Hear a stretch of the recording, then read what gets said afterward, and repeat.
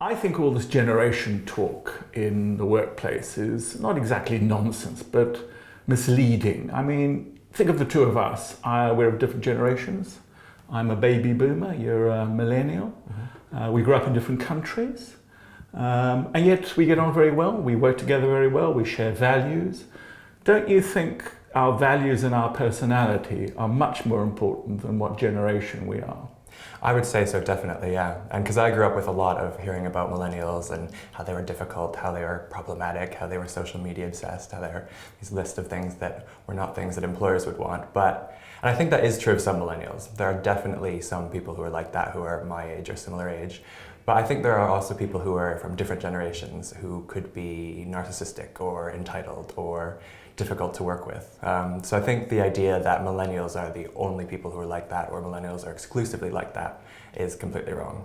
I totally agree. I mean, the interesting thing about millennials is that some people say there are advantages and disadvantages. There are good things about them and there's bad things about them.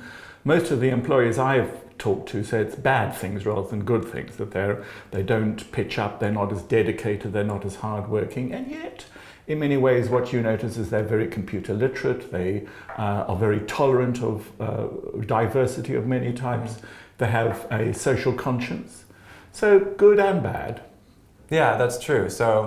But I would say too, it's not exclusively like that. So if you're hiring for a particular position that you need someone who is responsible, who isn't too much of a show-off, then you're going to find those people within the millennial generation too. So if you've got those really specific characteristics you're looking for as an employer, you can find that and need to look for those personality traits or those values that someone needs to be successful, instead of looking at their age alone. Yes. This millennials, what are the new ones called?